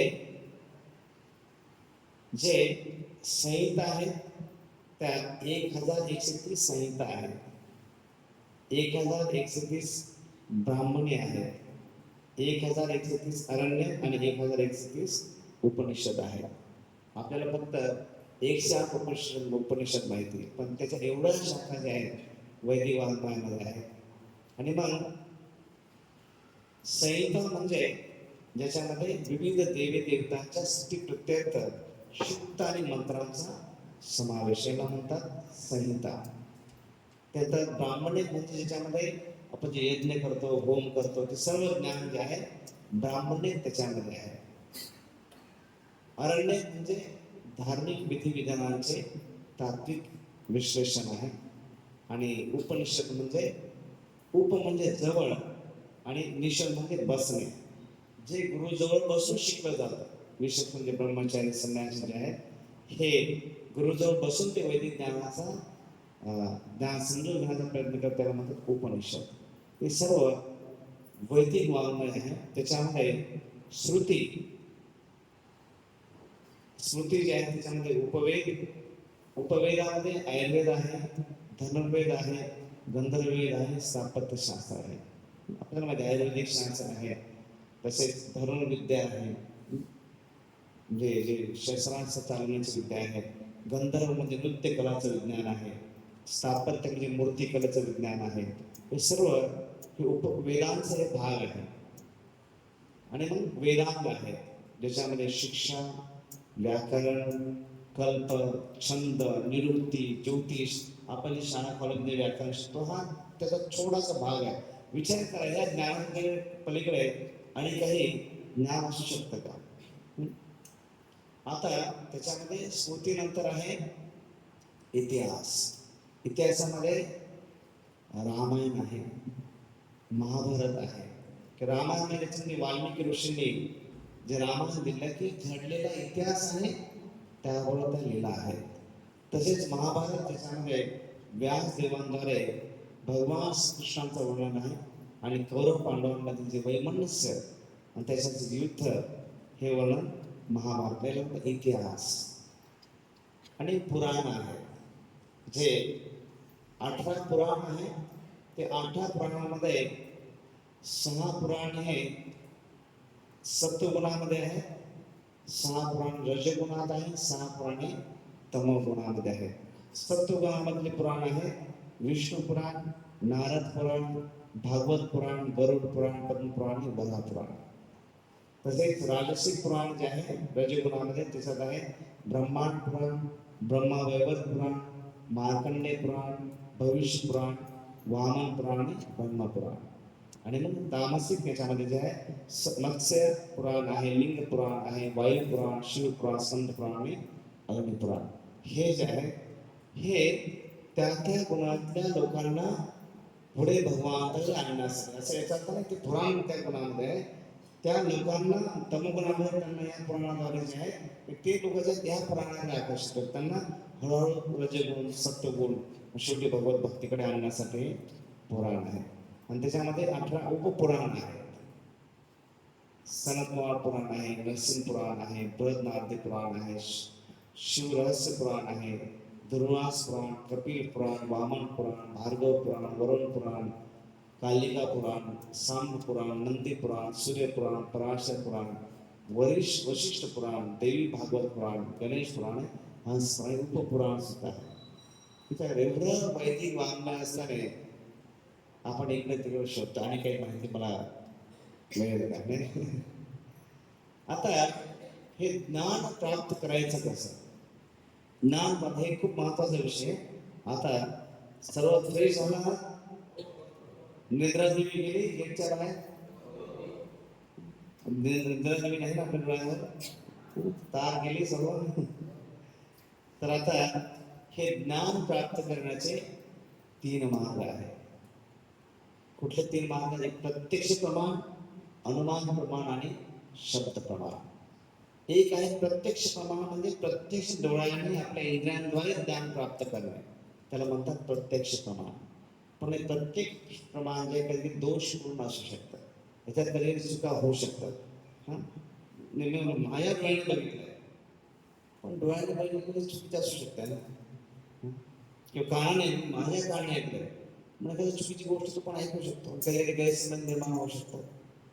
तसे अनेक प्रश्न आपल्या जीवनामध्ये आपण बघतो. कधी लोक म्हणतात अरे माझ्याबद्दल गैरसमज झाला. का गैरसमज झाला? कारण की होतं नव्हतं नव्हतं तसं ते ऐकलं गेलं, म्हणून तो गैरसमज झाला. प्रत्यक्ष प्रमाण जे आहे, जसं प्रत्येकामध्ये 4 प्रकारचे दोष आहेत. प्रत्येक व्यक्ती मानवामध्ये 4 प्रकारचे दोष आहेत. कुठले 4 प्रकारचे दोष आहेत? एक तर त्याची इंद्रिय अपूर्ण आहे. बघा, आपण सूर्य बघताना केवढा दिसतो सूर्य आपल्याला? केवढा दिसतो? हात केवढा सांगेल केवढा दिसतो सूर्य? एवढा दिसतो.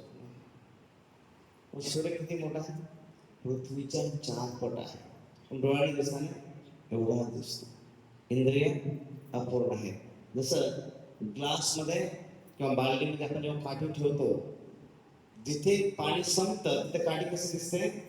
वाकलेली दिसते ना. काठी वाकली का नाही? वाकलेली दिसते. इंद्रिय अपूर्ण आहे. तसेच त्याच्यामुळे काय होतं की भ्रमित होतो. दोरीलाच काय समजतो? साप समजतो. इंद्रिय अपूर्ण आहे. भ्रमित होतो व्यक्ती, घाबरतो कधी कधी, आणि मग चुका करतो. अनेक वेळेस व्यक्ती कधी कधी काय होतं? चुका करतो. आणि त्यामुळे चुक्या केल्यानंतर माणूस म्हणतो मीच बरोबर आहे. फसवण्याची वृत्ती. या 4 दोष जे आहे प्रत्येकामध्ये आहे. त्यामुळे प्रत्यक्ष प्रमाण जे आहे हे दोष पूर्ण, याच्यामध्ये दोष असू शकतात. एक तर इंद्रिय अपूर्ण आहे. बघितलं आपण इंद्रिय कसे अपूर्ण आहे? काठी आपल्याला वाकलेली दिसते, त्या दोरीला साप समजतो. त्याच्यामुळे तो व्यक्ती भ्रमित होतो. भ्रमित झाल्यानंतर व्यक्ती बऱ्याच वेळेस काय होतो? चुका करतो. भ्रमित झाल्यानंतर चुका करतो, एखाद्याबद्दल जे चुकीचं ते ऐकतो, आणि मग त्याच्यामुळे काय होतो? एखाद्या निर्णयाचा नाराज होतो किंवा त्याला मग फसवतो. की अनेक प्रकारचे संशोधन केले जाते. कधी कधी चुकीचे असल्यामुळे अनेक हजारो लोकांचं तिथे नुकसान सुद्धा होतं. तर हे फसवण्याची वृत्ती असते. म्हणून प्रत्यक्ष प्रमाण दोष पूर्ण आहे.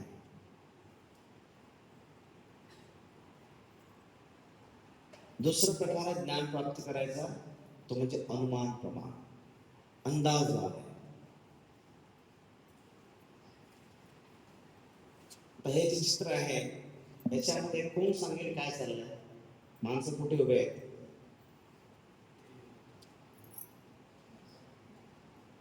काम पुढे चालू आहे? कोण सांगेल?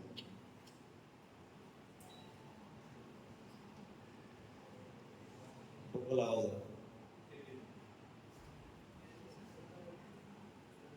कुठे चालू आहे काम?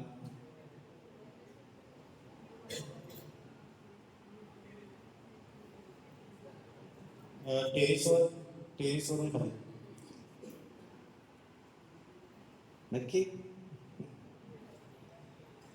नक्की नक्की. कारण की हे चित्र तसं नाहीच आहे, टेरेसवरचं नाही आहे. याच्यात फक्त आपण अंदाज बांधू शकतो. हं? कारण की टेरेसवर जर असतं की समोरची जी दोरी आहे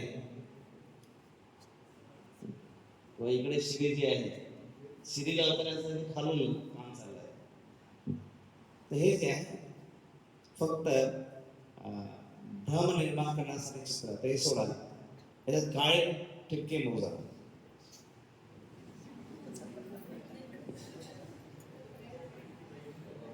किती आहे.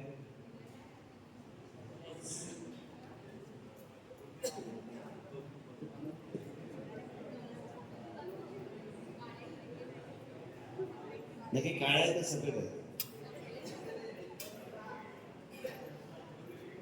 ठीक आहे, हत्तीचे पाय किती आहेत सांगा. नक्की घेऊन दाखवावं लागतं तिकडे.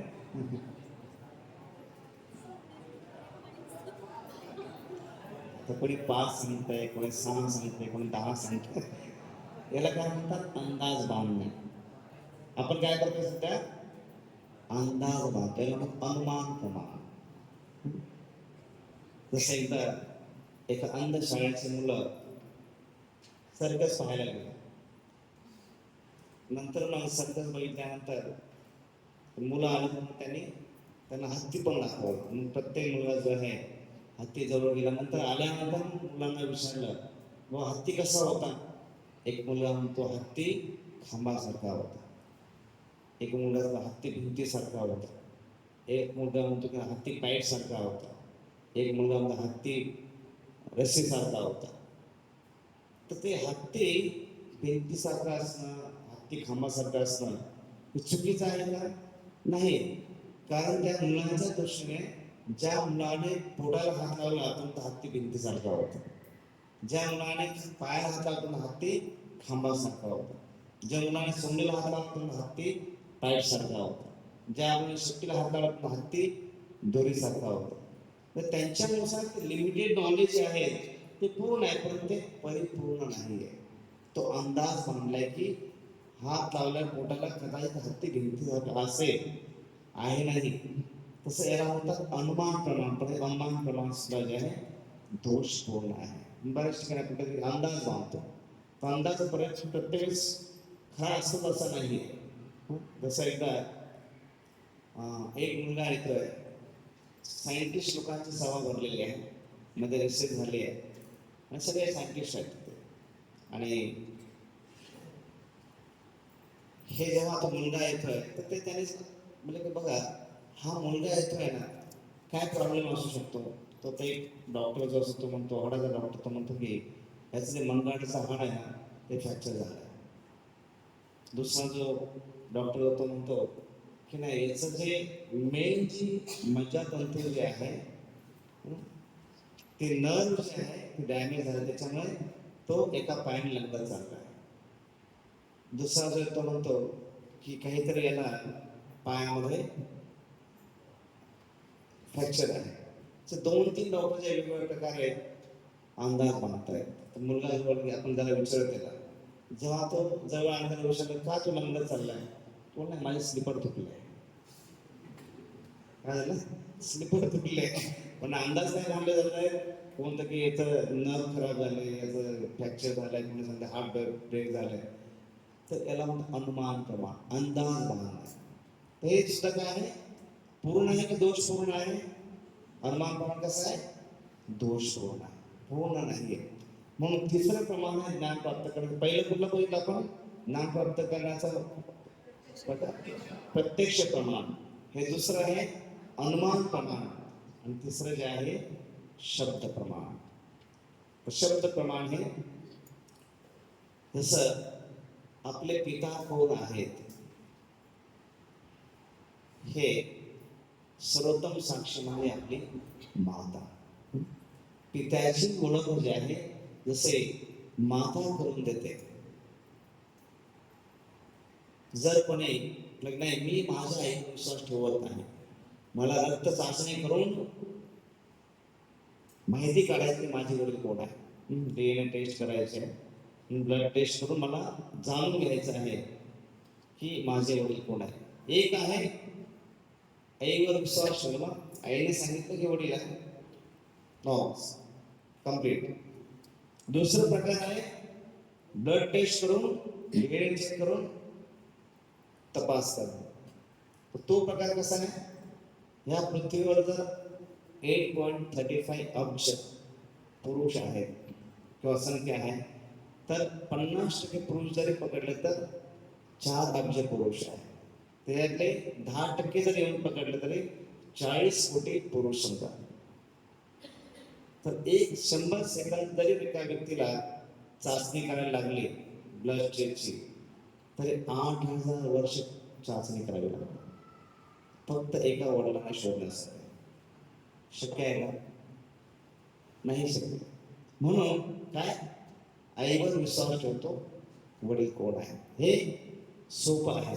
तसं भगवंत कोण आहे हे जर गावभर फिरत बसला, इकडे तिकडे शोधत बसला, भगवंताबद्दल आयुष्य जरी त्याने गमावलं तरी तो शोध करू शकणार नाही. म्हणून जसे पिता कोण आहे हे आई सांगू शकते, तसं भगवंत कोण आहे फक्त कोण सांगू शकतं, शास्त्र. म्हणून शास्त्र हे माताप्रमाणे आहे आणि कृष्ण भगवंत पित्याप्रमाणे आहे.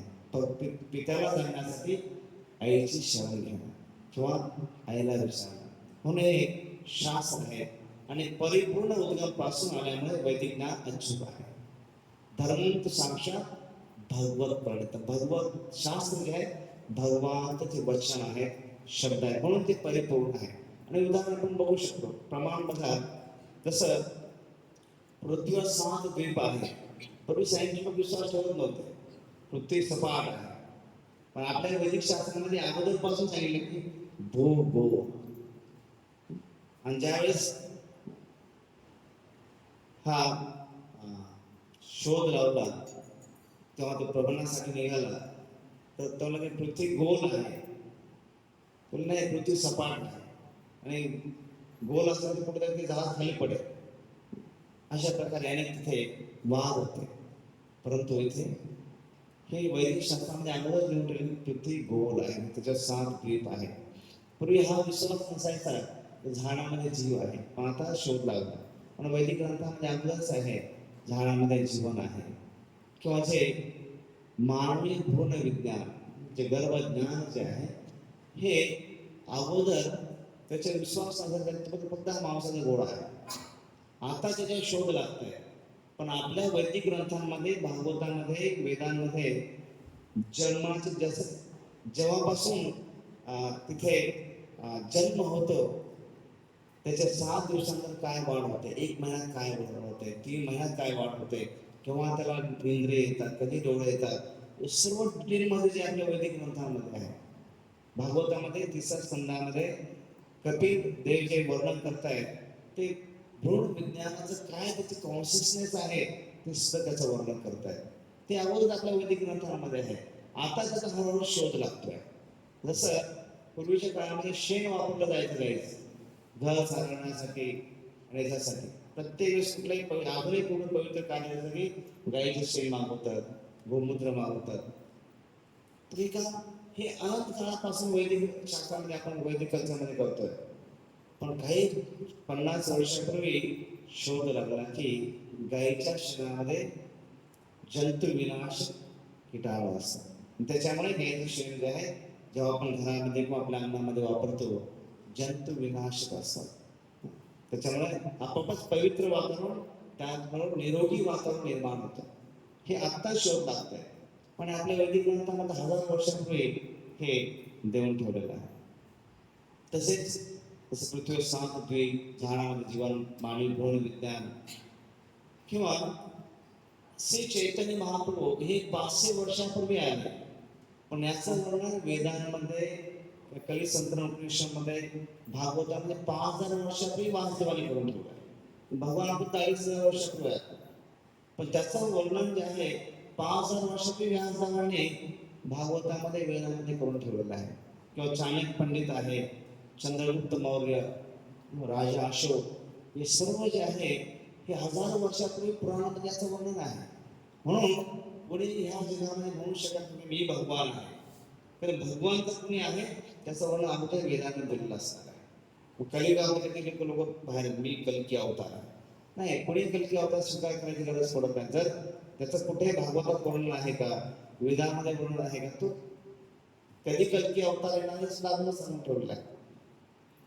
तर कोणी म्हणेल मग शास्त्र जर आहे मग अनेक शास्त्र काय आहेत, एवढे पुराण का आहे. तर हे जे आहे जसे एखादी डिक्शनरी असते, ही डिक्शनरी जी आहे ही डिक्शनरीचा उपयोग काय आहे, शब्दार्थ समजणे, याच्यासाठी डिक्शनरीचा उपयोग आहे. पण डिक्शनरी वेगवेगळ्या प्रकारची असू शकते ना. डिक्शनरी 5च्या मुलासाठी पण असू शकते, 10वीच्या कॉलेजच्या मुलासाठी असू शकते आणि PhD करणाऱ्यासाठी सुद्धा असू शकते. जेव्हा 5चा मुलगा वापरतो त्यावेळेस फक्त एका शब्दाला एक अर्थ असतो, पण ज्यावेळेस PhDचा मुलगा डिक्शनरी वापरतो तर एका शब्दासाठी पूर्ण एक वाक्य असतं. हा, तर त्याचा उपयोग वेगवेगळा आहे. म्हणजे शास्त्र सुद्धा तरी भगवंताने दिलेले शास्त्र आहे, पण त्याचा वेगवेगळा लोकांसाठी, कारण की अनेक जीव आहेत, त्यांचा कॉन्शियसनेस भावना वेगवेगळी आहे, त्यांचा संबंध स्तर वेगवेगळा आहे. त्याच्यानुसार एवढे पुराण आहेत, वेद आहेत, शास्त्र दिलेले आहे. तर त्या लोकांना वर उचलण्यासाठी तुम्ही लोक ही फक्त PhDची डिक्शनरी आहे, 5वीच्या डिक्शनरी समजत नाही. त्या मुलांना तिथून वर आणण्यासाठी ती डिक्शनरी आवश्यक आहे. त्या प्रकारे हे शास्त्र वेगवेगळे आहे. म्हणून शास्त्राची तुलना जी आहे एक निर्देशिका, अनुदेश, नियमावली आणि ऐकून मिळणारं ज्ञान. सेल्युलर पेजेस आहे, जेव्हा आपण एखाद्या व्यक्तीचं नाव काढलं की पूर्ण ऍड्रेस लिहितो. तसं एखादं आपण मशीन घेतलं, त्या मशीन पुरती आपल्याला पूर्ण माहिती त्यामध्ये मॅन्युअलमध्ये मिळते. आणि स्पेसिफिक वडिलांबद्दल माहिती म्हटलं की आपली आई आपल्याला करून देते. तसं हे जे वैदिक ज्ञान जे आहे कलियुगामध्ये 2 महत्वाचे शास्त्र आहेत, भगवद्गीता आणि श्रीमद भागवतम, जे की कलियुगामध्ये एवढा वेळ नाही की 4 वेद वाचू शकेल, पुराण वाचू शकेल, श्रुती स्मृती इतिहास सगळं वाचण्यासाठी संबंधासाठी तेवढा वेळ नाही. आणि एवढे वेद जर वाचायचं असतील तर वेद सगळे संस्कृतमध्ये आहे. आणि संस्कृत चांगलं जर शिकायचं असेल एकदम आपल्या मातृभाषेसारखं, कमीत कमी 12 वर्ष सगळं कामधंदा सोडून संस्कृत शिकायला जायला पाहिजे. आणि संस्कृत शिकल्यानंतरही जसं इंग्लिशमध्ये एका शब्दाचे काही 2 अर्थ 3 अर्थ असू शकतात, संस्कृतमध्ये एका शब्दाचे 10, 12, 13 अर्थ आहेत, 14 अर्थ आहेत. त्याच्यामुळे संस्कृत शिकल्यानंतरही वेद समजण्यासाठी गुरु असले पाहिजे, तज्ञ गुरु असले पाहिजे. त्यांच्याकडूनच आपण चांगल्या प्रकारे शास्त्र समजू शकतो. म्हणून कलियुगासाठी सोपं, जे सर्वसामान्य व्यक्ती समजू शकेल अशा प्रकारे गीता भागवत करिती पठन अखंड चिंतन विठोबाचे संत शिरोमणी तुकाराम सांगतात, कलियुगामध्ये शास्त्र म्हणजे गीता आणि भागवत, जे की आपण वाचू शकतो, समजू शकतो आणि अशा प्रकारे भगवंताबद्दलची माहिती आपण प्राप्त करू शकतो. अशा प्रकारे आपण जी चर्चा केली त्यामध्ये भगवंत आहे की नाही ही चर्चा केली. तर भगवंत जर आहे तर भगवंत कोण आहे, कसे आहे, त्यांचं लक्षण काय, गुणधर्म काय, ही चर्चा केली. आणि त्याचबरोबर भगवंताबद्दल ज्ञान कसं मिळवायचं, ज्ञान प्राप्त करण्याचे 3 मार्ग आपण बघितले. कुठले 3 मार्ग आहेत? पहिला मार्ग कुठला ज्ञान प्राप्त करण्याचा? प्रत्यक्ष प्रमाण. दुसरा मार्ग अनुमान प्रमाण. तिसरा मार्ग शब्द प्रमाण. प्रत्यक्ष प्रमाण पूर्ण आहे का? दोषपूर्ण आहे. का दोषपूर्ण आहे?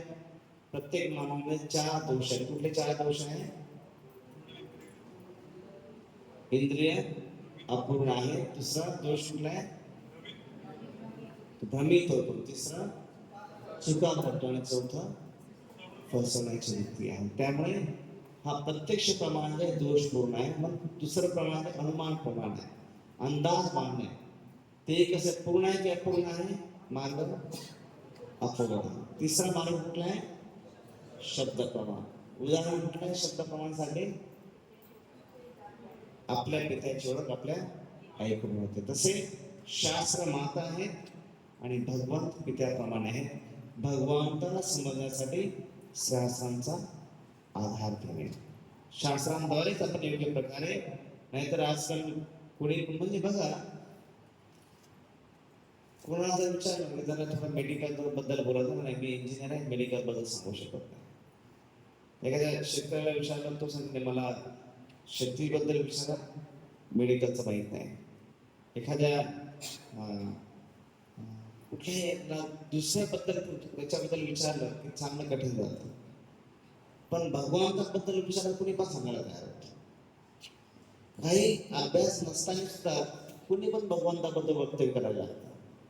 जर भगवंताबद्दल वक्तव्य करायचं तर त्याचा अभ्यास, आपण मेडिकलचा अभ्यास केल्याशिवाय बोलत नाही. इंजिनिअरिंग बद्दल इंजिनिअरिंगचा अभ्यास केल्याशिवाय बोलत नाही. इलेक्ट्रिक बद्दल इलेक्ट्रिकचा अभ्यास केल्याशिवाय बोलत नाही.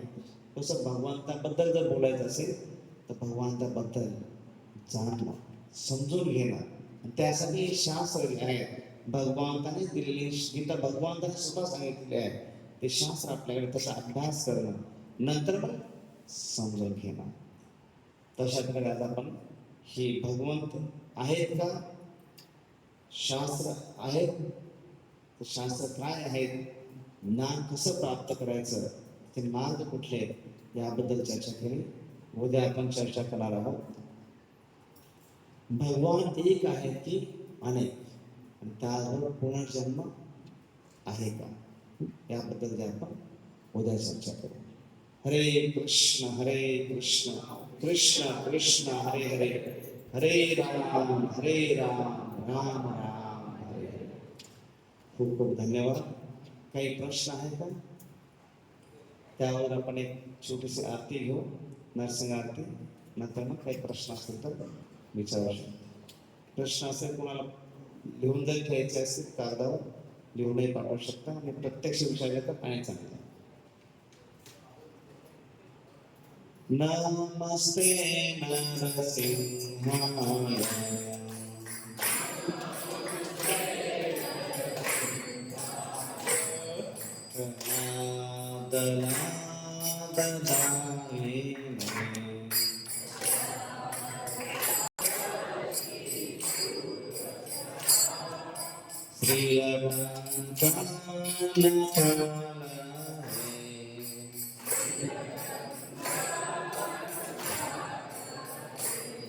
इतो नरसिंहा परतो नरसिंहा,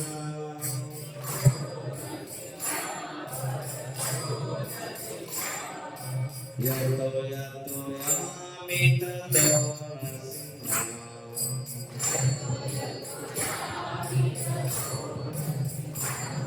बहिर्नरसिंहा हृदये नरसिंहा,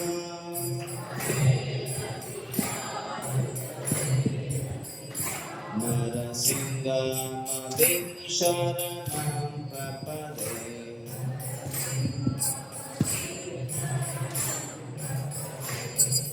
तव करकमलवरे नमतु तस्मिन्, दलिता हिरण्यकश्यपो दानवेन्द्र, केशवदेता नरहरि जय जगदीश हरे, जय जगदीश हरे, जय जगदीश हरे. तव करकमलवरे अद्भुत श्रृंगा, दलिता हिरण्यकश्यपो दानवेन्द्र, केशवदेता नरहरि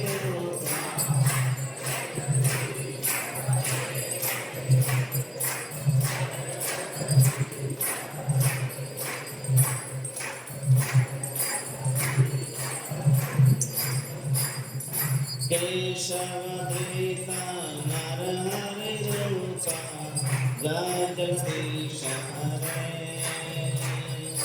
जय जगदीश हरे जय जगदीश हरे केशवधृता नरहरि रूपा जय जगदीश हरे जय जगदीश हरे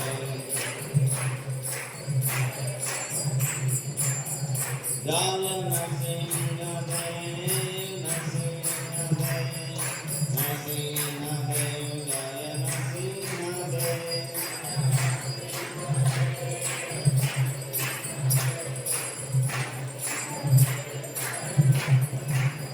जय प्रहलाद महाराज प्रहलाद महाराज प्रहलाद महाराज जय प्रहलाद महाराज